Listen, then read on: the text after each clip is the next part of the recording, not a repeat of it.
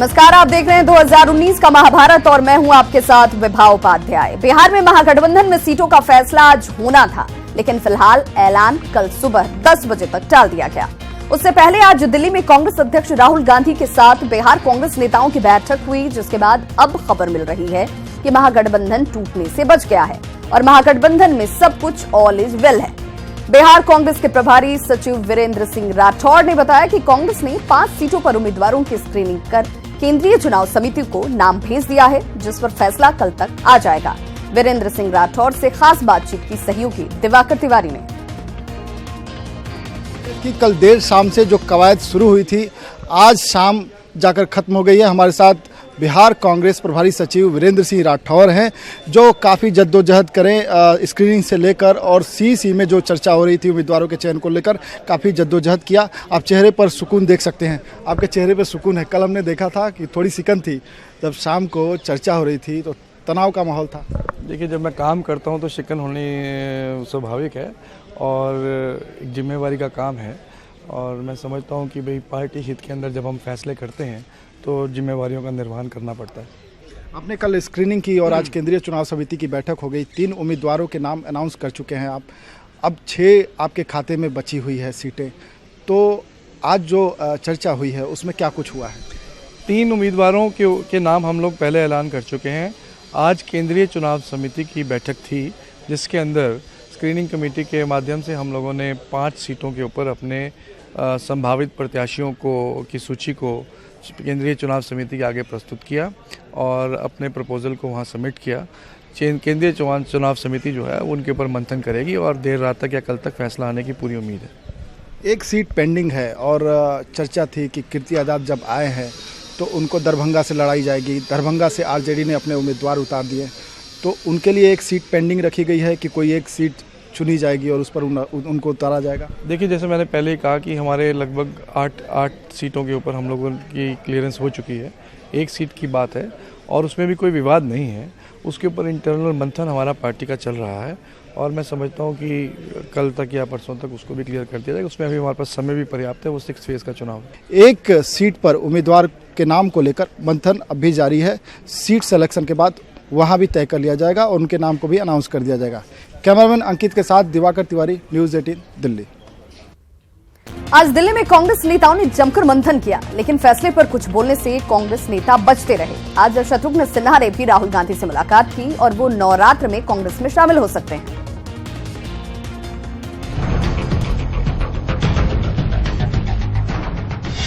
All is well, तो फिर गुस्सा क्यों? कि एनडीए गठबंधन को बिहार में हराना है और उनका खाता नहीं खुलने देना है।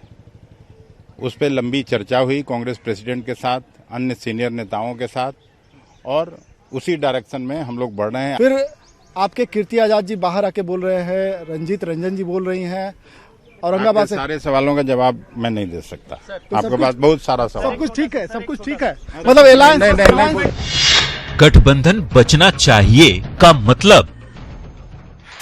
कार्यकर्ताओं में निराशा है, कई लोगों ने खुलकर बोला है। इसकी बातें बहुत हो चुकी हैं। आप हमारे महामंत्री से गठबंधन बचेगा, गठबंधन बचेगा, बचना चाहिए। मुस्कुराहट में कीर्ति की पीड़ा भी सुनिए। यानी बेतिया का भी चलेगा संभवतः। वहाँ घूम लिया, मधुबनी घूम लिया, दरभंगा घूम लिया, दिल्ली हो आया, धनबाद हो लिया, अब एक विशाखापट्टनम बचा हुआ है, शायद वहां से कहीं नाम ना मेरा आ जाए। कांग्रेस नेताओं के ये बयान बिहार महागठबंधन की हकीकत ही बयां कर रहे हैं। प्रदेश कांग्रेस के 2 बड़े नेता अखिलेश सिंह और सदानंद सिंह खुलकर कुछ नहीं कह रहे। दिल्ली दरबार में राहुल गांधी से हुई मुलाकात के बाद बिहार कांग्रेस के नेता संतुष्ट कम झल्लाहट में ही दिखे और हाल ही में कमल से हाथ का दामन थामे कीर्ति आजाद को कुछ कहते नहीं बन रहा। ये हाल तब है जब पहले और दूसरे चरण के उम्मीदवारों और सीटों का ऐलान महागठबंधन की ओर से हो चुका है, लेकिन सीटों की नूरा कुश्ती ऐसी कि पटना से दिल्ली तक माथापच्ची के बावजूद सियासी तस्वीर साफ होती नहीं दिख रही। शॉटगन यानी शत्रुघ्न सिन्हा की कांग्रेस में एंट्री भी लगातार टलती जा रही है। शत्रु के लिए मार्च महीने की 3 तारीखों के बाद अब 6 अप्रैल की नई तारीख का मुहूर्त निकाला गया है। बात सिचुएशन और लोकेशन की फिर दोहराई गई। और जहां तक मेरा सवाल है, मैं तो कह चुका हूं और पुनः दोहरा रहा हूं कि सिचुएशन कुछ भी हो, लोकेशन वही होगा, पटना पटना पटना साहिब। सब कुछ क्लियर नहीं, लेकिन जीत के दावे ऐसे किए जा रहे हैं कि मानो टक्कर में कोई नहीं, लेकिन खुद की सीट पर दावा करने से शरद यादव भी परहेज कर रहे हैं। फिर ये इसको चुनाव के बाद करना या स्वीप करेगा ना, यहाँ कभी भी चुनाव लड़े हम, कभी किसी अपने बारे में बोलना ठीक नहीं है।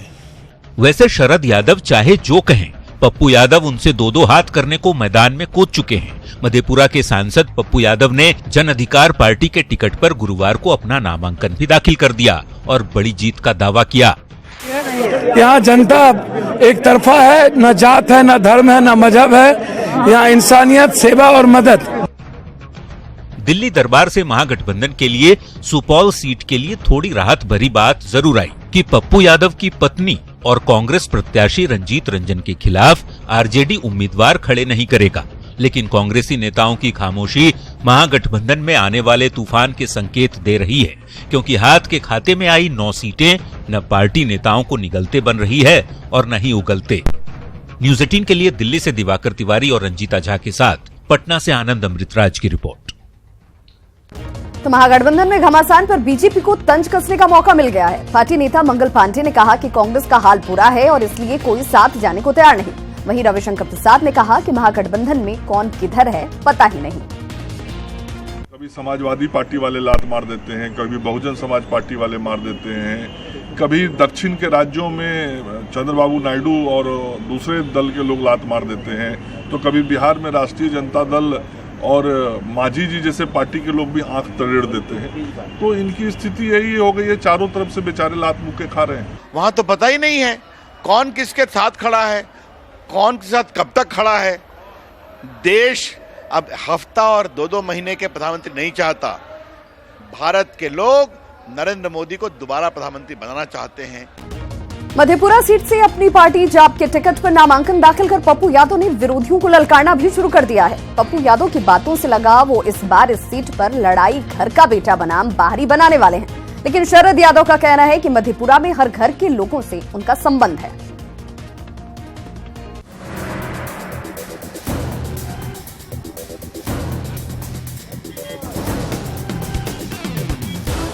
मधेपुरा सीट से मौजूदा सांसद पप्पू यादव आधिकारिक रूप से चुनाव मैदान में उतर चुके हैं।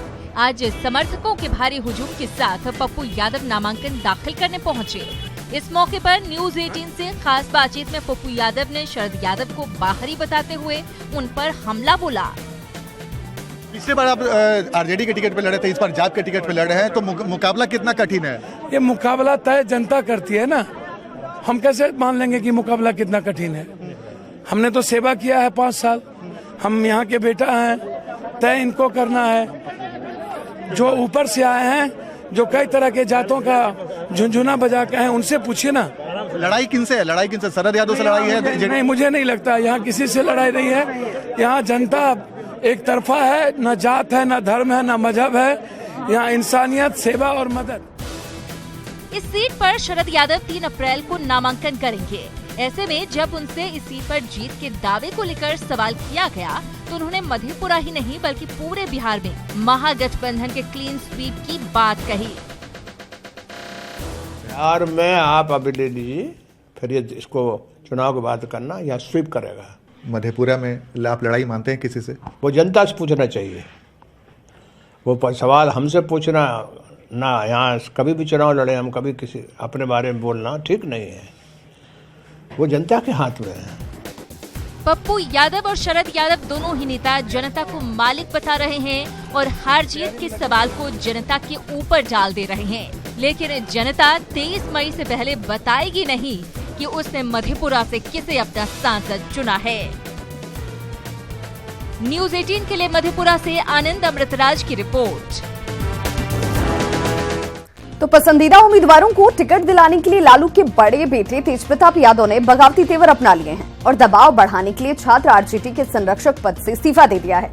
तेजप्रताप ने ट्वीट कर अपने विरोधियों पर निशाना साधा। उन्होंने लिखा है कि वे लोग नादान हैं जो मुझे नादान समझते हैं और मुझे इस बात की पूरी खबर है कि कौन कितने पानी में है।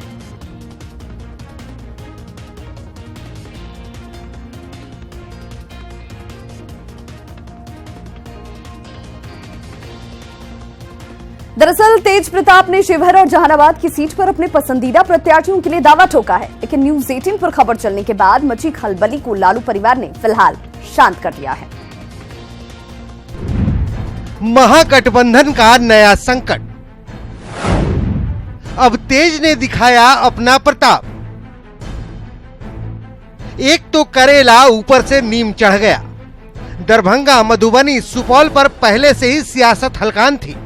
अब लालू के बड़े लाल तेज प्रताप ने भी शिवहर और जहानाबाद की सीट पर अपने पसंदीदा कैंडिडेट्स के लिए मांग कर सियासी जंग के मैदान का तापमान और बढ़ा दिया है।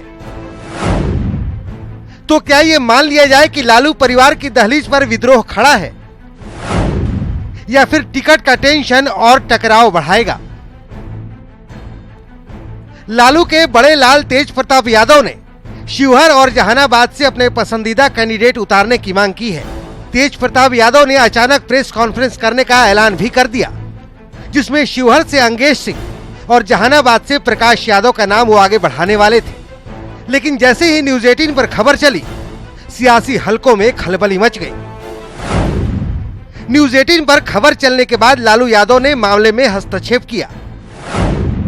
लालू और परिवार के दबाव के बाद तेज प्रताप के रुख नरम पड़े और आनन फानन में तेज प्रताप को प्रेस कॉन्फ्रेंस कैंसिल करना पड़ गया। जाहिर तौर पर तेज प्रताप के तूफानी स्टैंड से आरजेडी सकते में है और वो इसे महज तेज प्रताप की राय करार दे रही है। राय देने का हक तो सबको है ना, राय दे रहे हैं। नहीं, उन्होंने बोला आज नहीं, आप क्यों, वो जो राय दे रहे हैं तो फिर आप उसको प्रधान महासचिव है पार्टी के। हाँ, तो राय दे रहे हैं पार्टी को। दरअसल ये राय नहीं बल्कि रार है, जो फिलहाल तो थम गया है, लेकिन इस शांति में भी शोर की आहट को इनकार नहीं किया जा सकता। न्यूज 18 के लिए पटना से अमित कुमार सिंह की रिपोर्ट। केंद्रीय मंत्री और बेगूसराय से बीजेपी प्रत्याशी गिरिराज सिंह ने दावा किया है कि उनकी नाराजगी खत्म हो चुकी है। बेगूसराय जाने से पहले आज गिरिराज सिंह ने मुख्यमंत्री नीतीश कुमार से उनके आवास पर मुलाकात की। गिरिराज ने कहा कि मुख्यमंत्री बिहार में एनडीए के नेता हैं, लिहाजा उनसे राजनीतिक वजहों से मुलाकात हुई है। गिरिराज ने एनडीए को पिछली बार से ज्यादा सीटों पर जीत मिलने का दावा किया। स्वाभाविक है, हम कल बेगूसराय जा रहे हैं, राजनीतिक चर्चा ही हुई है और उस राजनीतिक चर्चा में बहुत सारी चर्चाएं हुई है। बिहार में एनडीए की जीत पिछले वर्ष जो हमें एनडीए का मिला था उससे अधिक होगा, ये हमारे एनडीए मुखिया का मानना है और मेरा भी मानना है। इसी पे चर्चा हुई। कटिहार से बागी बने अशोक अग्रवाल को मनाने पहुंचे प्रदेश बीजेपी अध्यक्ष नित्यानंद राय को भारी विरोध का सामना करना पड़ा। अशोक अग्रवाल के समर्थकों ने नारेबाजी की और नित्यानंद राय को लौटना पड़ा। अशोक अग्रवाल ने कहा कि अब रूठने और मनाने का दौर खत्म हो चुका है। वहीं नित्यानंद राय ने सभी 40 सीटों पर एनडीए की जीत का दावा किया। पहले भी आते रहे हैं, आज कोई नई बात नहीं है। प्रदेश अध्यक्ष जी आज कटिहार आए होंगे मीटिंग में, तो हमारे यहाँ आके पारिवारिक संबंध है उनसे, पारिवारिक संबंध के नाते आए थे वो, और अभी गए हैं मीटिंग करने के लिए वो, और हम लोग चुनाव लड़ रहे हैं। कुछ रूठने मनाने की बात हुई, कुछ आपको नहीं, वो तो अंदरूनी बात होती है, अब आपस की घर की बात है, वो हम लोग बताएंगे बाद में। चुनाव लड़ेंगे? चुनाव लड़ रहे हैं। हम सब लोग भारत माता की एक साथ मिलकर जय बोलते हैं, बोलते रहेंगे। चलिए, कार्यकर्ताओं का मनोबल कमजोर हो रहा है। अरे सब मिलकर हम लोग भारत माता की जय बोलते हैं ना, सब मिल। बात बन गई, नाम वापसी होगी। बीजेपी के विजय संकल्प कार्यक्रम के तहत आज पटना साहिब लोकसभा क्षेत्र में एनडीए कार्यकर्ताओं का सम्मेलन आयोजित किया गया, जिसमें पटना साहिब क्षेत्र के एनडीए कार्यकर्ताओं को बीजेपी नेताओं ने संबोधित किया। इस मौके पर बीजेपी उम्मीदवार रविशंकर प्रसाद ने कहा कि अब पटना साहिब की जनता की आवाज खामोश नहीं रहेगी। वहीं नंद किशोर यादव, नितिन नवीन और अरुण सिन्हा ने भी लोगों से एनडीए के पक्ष में वोट करने की अपील की। पटना साहब के मतदाताओं की आवाज अब खामोश नहीं रहेगी, मैं उनकी आवाज बनूंगा आपके साथ। तो अगर पॉलिटिकली परिचय कराना हो तो हम एक लाइन में केवल कह सकते हैं, रविशंकर प्रसाद अटल का प्यारा है, मोदी का दुलारा है, हम सबका प्यारा है, ये रविशंकर प्रसाद। हमारी मेहनत पर निर्भर करता है, क्योंकि यहाँ पर पटना में रहने वाला एक एक घर भारतीय जनता पार्टी का अपना घर है। हम उस घर पे दस्तक दिए कि नहीं दिए, उस घर में अपने प्रणाम किया कि नहीं किया, उस घर के मुखिया को निमंत्रण दिया कि नहीं दिया कि इस चुनावी समर में आपको निकलना है। इधर झारखंड में आरजेडी महागठबंधन में बने रहना भी चाहता है, लेकिन गठबंधन धर्म का पालन भी आरजेडी नहीं कर रहा। महज एक सीट पलामू मिलने के बाद आरजेडी ने सहयोगी दलों को ठेंगा दिखाते हुए चतरा से अपना प्रत्याशी उतार दिया, जिससे नाराज कांग्रेस ने ऐलान किया है कि वो भी हर हाल में चतरा सीट पर प्रत्याशी उतारेगी, जिससे मुकाबला दिलचस्प हो सकता है। वहीं कांग्रेस में प्रत्याशियों के चयन के लिए एक बार फिर से स्क्रीनिंग होगी और 2 अप्रैल को केंद्रीय चुनाव समिति की बैठक होगी, जिसमें प्रत्याशियों के नामों पर मुहर लग सकती है। कांग्रेस विधायक दल के नेता आलमगीर आलम ने कहा कि 7 सीट पर प्रत्याशियों के चयन पर मंथन जारी है। चतरा हमारी सीट आई थी, हम उस सीट में अपना प्रत्याशी देंगे। पलामू हम लोग झारखंड मुक्ति मोर्चा के लिए छोड़ दिए, वहाँ झारखंड में आरजेडी के लिए पलामू सीट हम लोग छोड़ दिए हैं, वहाँ हमारे कोई कैंडिडेट अभी नहीं होंगे। तब तो ये चतरा में फ्रेंडली फाइट होगी। नहीं, हम तो अभी बता रहे हैं कि वो क्या करेंगे नहीं जानते हैं, लेकिन गठबंधन में जो तय हुई थी उसी के अनुसार चतरा में हम अपना कैंडिडेट दे रहे हैं।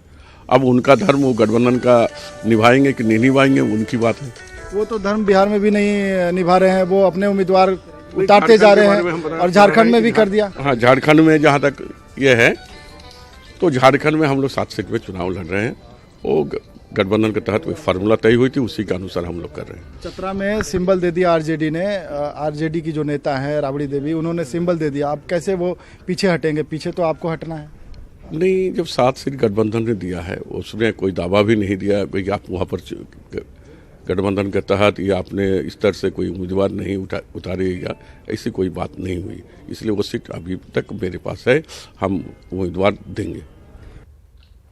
झारखंड आरजेडी में शुरू हुई भगदड़ लगातार जारी है। अन्नपूर्णा देवी और जनार्दन पासवान के बाद पार्टी के कद्दावर नेता गिरिनाथ सिंह ने भी बीजेपी का दामन थाम लिया।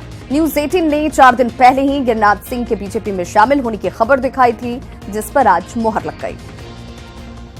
झारखंड में आरजेडी को एक और बड़ा झटका, गिरिनाथ सिंह ने भी थामा कमल का दामन। न्यूज 18 की खबर पर फिर लगी मुहर। अन्नपूर्णा देवी और जनार्दन पासवान के बाद आरजेडी के कद्दावर नेता गिरिनाथ सिंह ने भी बीजेपी का दामन थाम लिया है। दिल्ली में रक्षा मंत्री निर्मला सीतारमण ने उन्हें पार्टी की सदस्यता दिलाई। न्यूज 18 ने गिरिनाथ सिंह के बीजेपी में शामिल होने की खबर सबसे पहले दिखाई थी, जिस पर गुरुवार को मुहर लग गई। चतरा सीट से चुनाव लड़ने के सवाल पर गिरिनाथ सिंह ने कहा कि वे बिना किसी शर्त के बीजेपी में शामिल हुए हैं, आगे पार्टी के निर्देश पर काम करेंगे। वह राष्ट्र कैसे सुरक्षित रह सकता है, मैंने महसूस किया कि माननीय प्रधानमंत्री नरेंद्र मोदी के हाथों में ही राष्ट्र सुरक्षित रह सकता है, इसीलिए मैंने संस्था ग्रहण किया है। आप आगामी जो चुनाव है उसमें आपकी क्या भूमिका होगी? पार्टी जहां हमें निर्देश देगी, मैं पार्टी के आदेश को पालन करूंगा। इधर झारखंड आरजेडी में भगदड़ की स्थिति हो गई है। अन्नपूर्णा देवी के समर्थन में आरजेडी के 30 से ज्यादा नेताओं ने पार्टी से इस्तीफा दे दिया है। इसमें प्रदेश उपाध्यक्ष हरीश श्रीवास्तव, हजारीबाग जिलाध्यक्ष भुवनेश्वर पटेल के नाम शामिल हैं। इन लोगों ने प्रदेश अध्यक्ष गौतम सागर राणा पर गलत बयानबाजी करने का आरोप लगाया है। मैडम और जनार्दन जी के लिए गए फैसले और उनके लिए गए कदम के समर्थन में हम लोग भी आज अपने सारे पदों से और दल की प्राथमिक सदस्यता से त्यागपत्र देते हैं। लोकसभा चुनाव से पहले आरजेडी के बड़े और कद्दावर नेताओं के पार्टी छोड़ने से झारखंड में लालटेन टिमटिमाने लगी है। माना जा रहा है आने वाले दिनों में कई और नेता पार्टी को टाटा बाय बाय बोल सकते हैं। हजारीबाग से राकेश के साथ निरंजन, न्यूज 18 दिल्ली।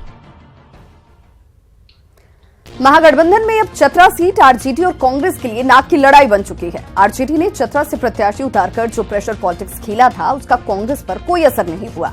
कांग्रेस अब हर हाल में इस सीट से चुनाव लड़ने का दावा कर रही है। वहीं महागठबंधन में वाम दलों को भाव नहीं दिए जाने से नाराज सीपीआई ने भी इस बर्बादी का ठीकरा कांग्रेस पर ही फोड़ा है। यानी चुनाव से पहले ही महागठबंधन का नट बोल्ट ढीला हो गया है।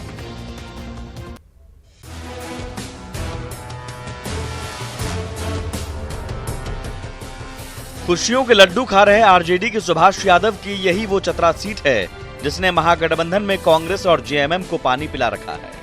आरजेडी किसी भी सूरत में 7-4-2 और 1 के फॉर्मूले को मानने को तैयार नहीं है।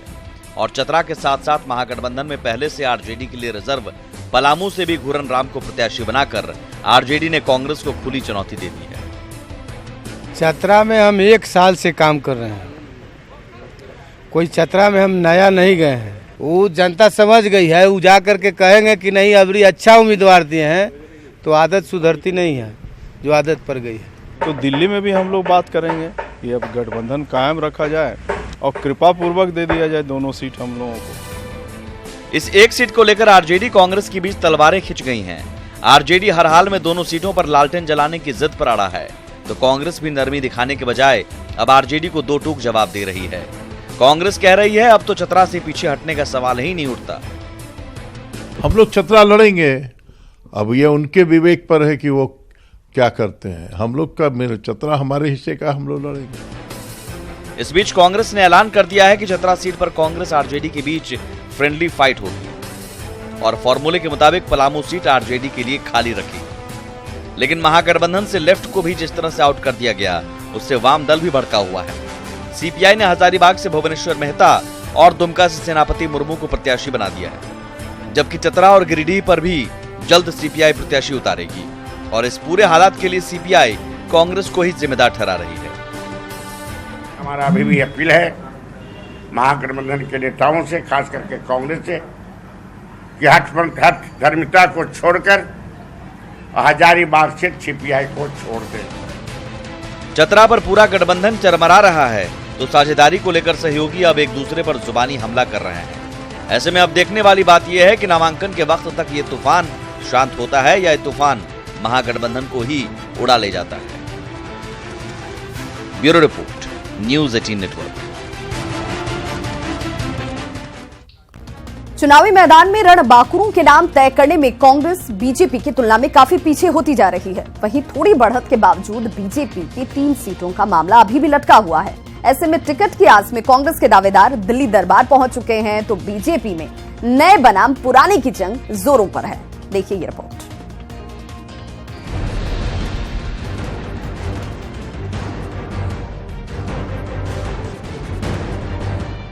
टिकट के निकट कौन और किसका टिकट सबसे विकट, इन यक्ष प्रश्नों ने कांग्रेसी नेताओं की नींद उड़ा रखी है। सुबोध कांत सहाय, सुखदेव भगत, ददई दुबे समेत एक एक कर सारा कुनबा दिल्ली दरबार पहुंच चुका है, लेकिन नाम है कि स्क्रीनिंग कमेटी से निकलकर अब सीईसी पर जा अटका है। झारखंड महागठबंधन में कांग्रेस के वो 7 रणबांकुरे कौन होंगे, नेता सांस थामे इंतजार में हैं और पार्टी लगातार होती देरी पर दलीलें देने में लगी है। स्क्रीनिंग कमेटी की बैठक हुई, उसके बाद अब सीईसी की बैठक बाकी है और संभवतः आज से लेकर के कल के बीच में होने की संभावना बताई जा रही है। हमारे नेतागण वहाँ हैं, प्रदेश अध्यक्ष हैं, आलमगीर आलम सर भी जाने वाले हैं दिल्ली, और निश्चित रूप से हमको लगता है कि कल तक ये बातें हो जाएंगी और उसके बाद प्रत्याशियों की सूची भी जारी कर दे जाने की संभावना है। जो अंतिम मुहर लगना है कांग्रेस इलेक्शन कमेटी का, उसके लिए स्टेट वाइज बैठक हो रही है। हमारे प्रदेश अध्यक्ष भी दिल्ली में हैं और 2 तारीख के पहले पूरा संभावना है कि हम 7 उम्मीदवारों की घोषणा झारखंड के अंदर में कर देंगे। हालांकि बीजेपी ने 10 सीटों की घोषणा के साथ कांग्रेस से बढ़त तो ले ली है, लेकिन 3 सीटों का मामला अब भी लटका है।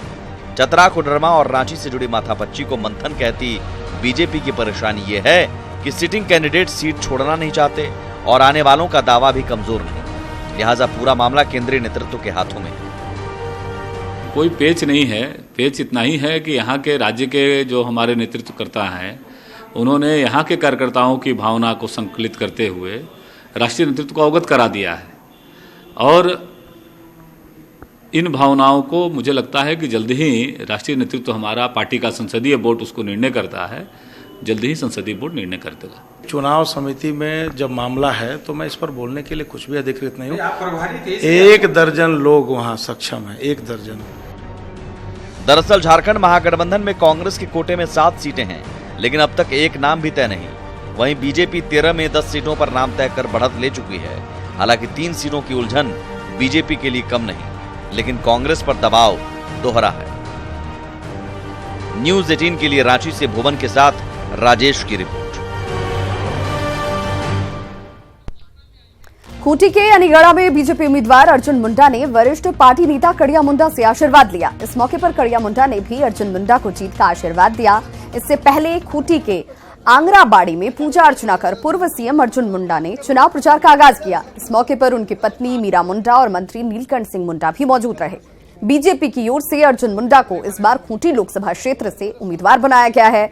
गौरतलब है कि बीजेपी नेतृत्व ने इस बार वेटरन आदिवासी नेता कड़िया मुंडा का टिकट काटकर अर्जुन मुंडा को चुनावी मैदान में उतारा है।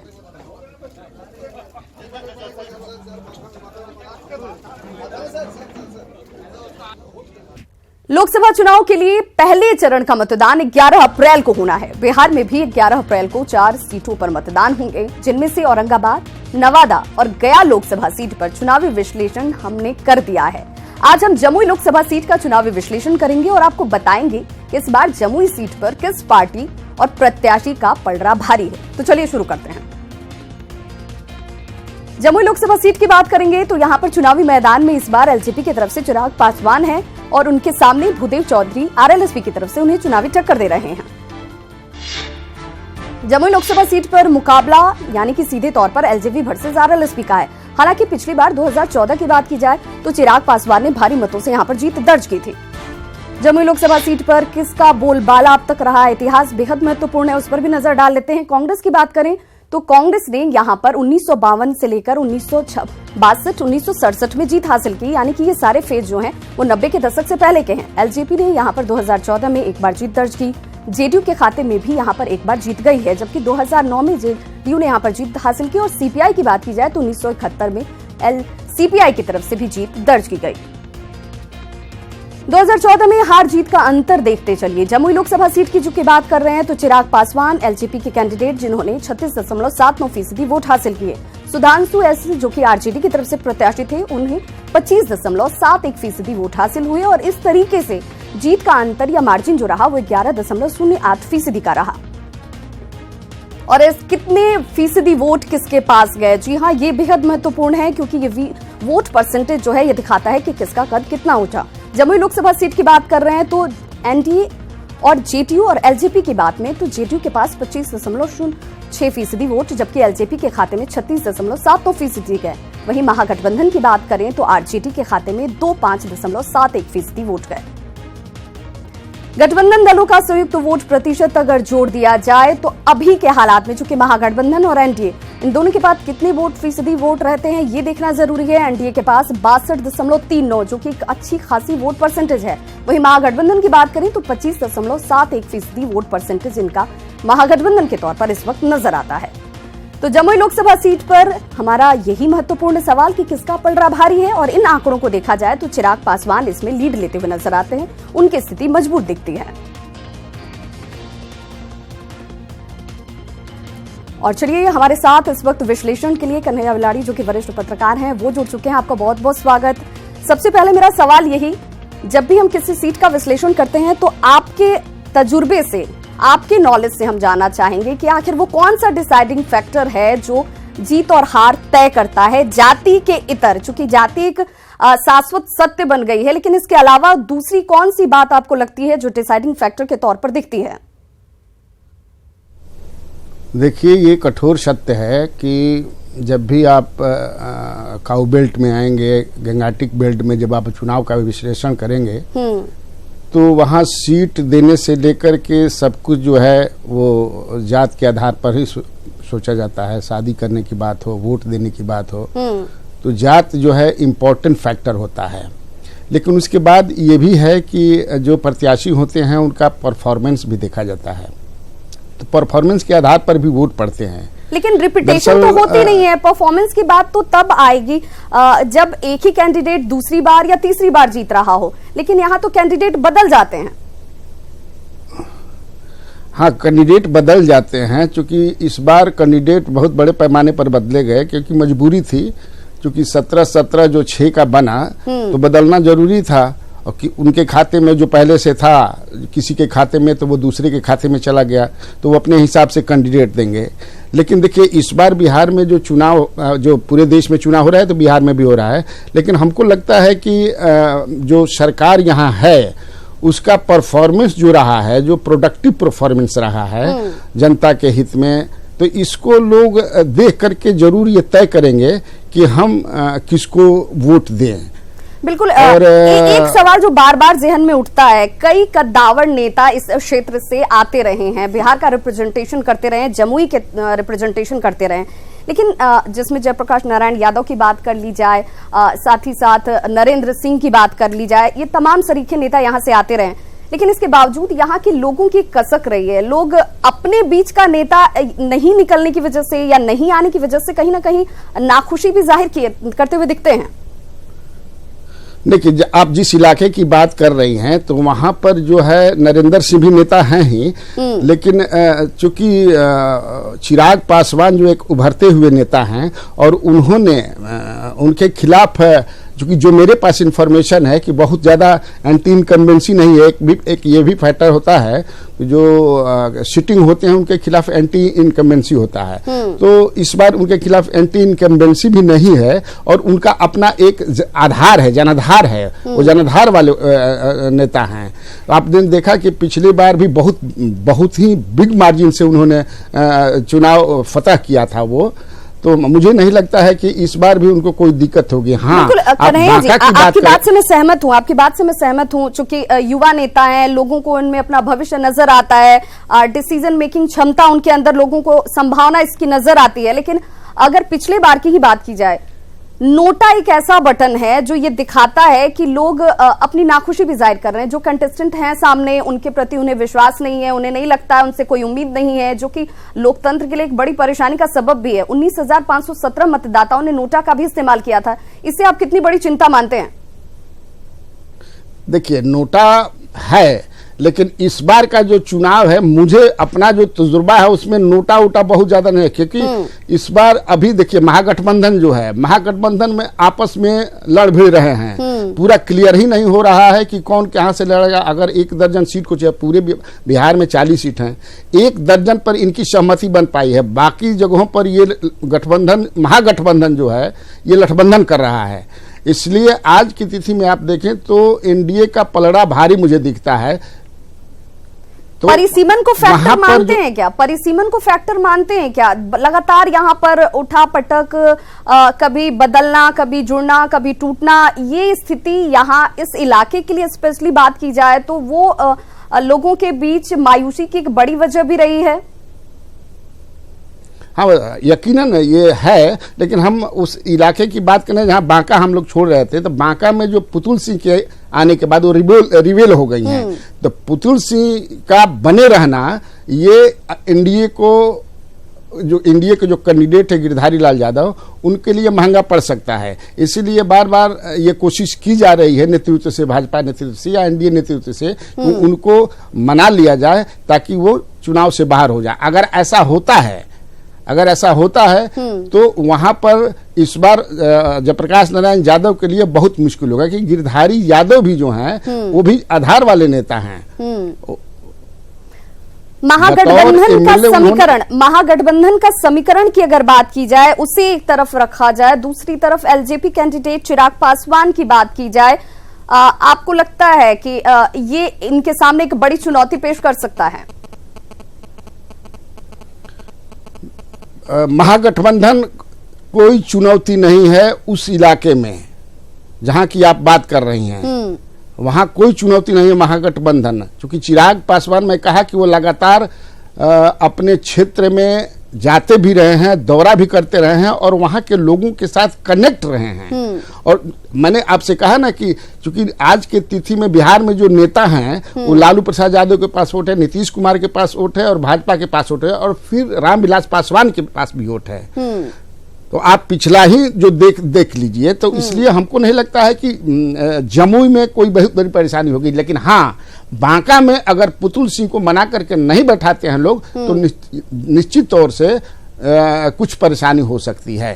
कन्हैया जी, 15.5 लाख से ज्यादा वोटर इस क्षेत्र का रिप्रेजेंटेशन जो है वो तकदीर तय करते हैं, अपने मत का वोट जो है वो कास्ट करते हैं। ऐसे में 50,000 युवा वोटर, वो जो पहली बार अपने मताधिकार का प्रयोग करने वाले हैं, वो क्या इस वजह से, चूंकि चिराग जो है एक युवा चेहरा है, युवा नेता है, ये माइलेज चिराग के पास जाता है? देखिए, युवा चेहरा जो है पता नहीं, आप बात कीजिए युवाओं से तो ये लगा था कि बेरोजगारी के सवाल पर वो बात करेंगे। उनको लगता है डिमोनेटाइजेशन से जो बहुत हल्ला गुला हो रहा है, महागठबंधन के लोग जो कह रहे हैं कि बहुत नकारात्मक इसका इफेक्ट रहा है। लेकिन आप युवाओं से बात कीजिए तो अभी भी वो लगता है कि नरेंद्र मोदी के प्रति उनके मन में रुझान है, दिल में रुझान है, वो चाहते हैं। और चूंकि एक जो राष्ट्रीय परिप्रेक्ष्य में वो सोचना वो शुरू कर दिए हैं, तो हमको लगता है कि जो मतदाता हैं, युवा मतदाता, वो ज्यादा से ज्यादा जो है एनडीए के पक्ष में अपना मतदान करेंगे। कन्हैया जी, ये भी सवाल उभरता है कि क्या जो नेता अपने ग्राउंड में मौजूद होते हैं, लोगों के साथ इंटरेक्शन करते हैं, कनेक्टिविटी बनाते हैं, कम्युनिकेशन अच्छा रखते हैं, वो फ्रूटफुल होगा चुनाव के समय में? यही फैक्टर है जो जाति से पहले भी खड़ा हो जाता है, या जाति ही पहले खड़ी होगी और उसके बाद ये तमाम चीजें सेकेंडरी या थर्ड लेवल पर आएंगी? देखिए, आप तो ये बात मानेंगे कि जो सीट का निर्धारण होता है, कंस्टिट्यूएंसी जो चुना जाता है, ये देख करके होता है कि किस जात की बहुलता है वहां पर, उस आधार पर होता है। लेकिन ये बात है कि जो कनेक्ट रहते हैं उनको तो फायदा होता ही है।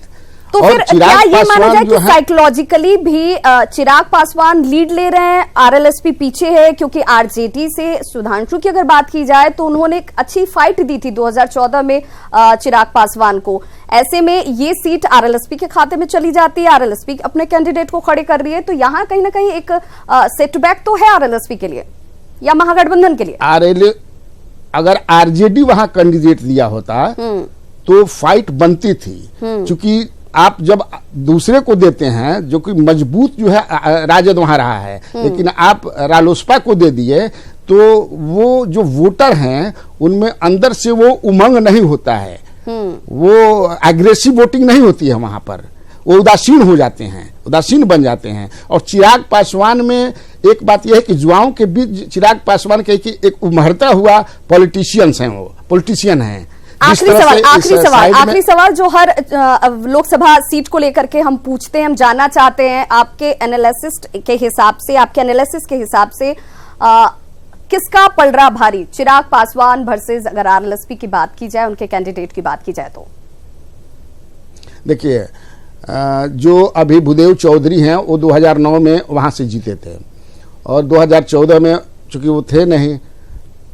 मेरा अपना जो विश्लेषण है उस क्षेत्र के बारे में, मैं पिछले चुनाव में भी गया था वहां पर, तो इस बार भी जो हमारी बातचीत वहां के लोगों से होती है उसमें चिराग पासवान का पलड़ा भारी दिख रहा है, मैं ये दावे के साथ कह सकता हूं। बहुत बहुत शुक्रिया करना। मेरठ में पीएम मोदी ने शराब को यूपी की सेहत के लिए हानिकारक क्या बताया? सूबे की सियासत में नया उबाल आ गया। अखिलेश ने शराब और शराब का फर्क समझाते हुए पलटवार करने में देर नहीं की।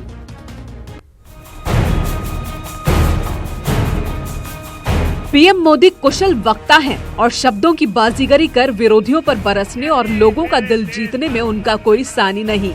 मेरठ में महागठबंधन पर हमला करते हुए पीएम मोदी ने कहा कि सपा के स, आरएलडी के र और बसपा के ब से मिलकर बनती है शराब और यूपी के स्वास्थ्य के लिए शराब हानिकारक है।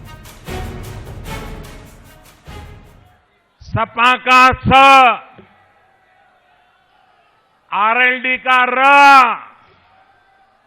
और बसपा का ब मतलब शराब। उत्तर प्रदेश की अच्छी सेहत के लिए शराब से बचना चाहिए कि नहीं बचना चाहिए? सपा, आरएलडी, बसपा, ये शराब आपको बर्बाद कर देगी। पीएम की इन बातों पर पलटवार करने में भला विपक्षी क्यों पीछे रहते? सो अखिलेश ने ट्विटर बम फोड़ दिया।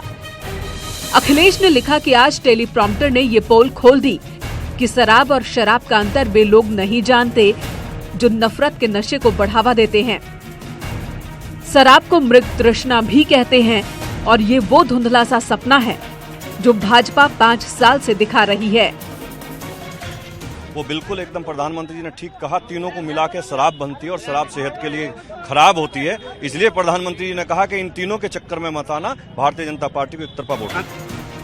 वो कहते हैं ना कि नुक्ते के फेर से खुदा जुदा हो जाता है। इस मामले में भी शायद यही हो रहा है। शराब और शराब ने सूबे की सियासत में और गर्माहट ला दी है। राजनीति में जरूरी नहीं कि हर बार शब्दों के तीर सही जगह पर ही लगे, कई बार निशाना चूक भी जाता है। Bureau report, news 18। इस बुलेटिन में आज बस इतना ही। नमस्कार।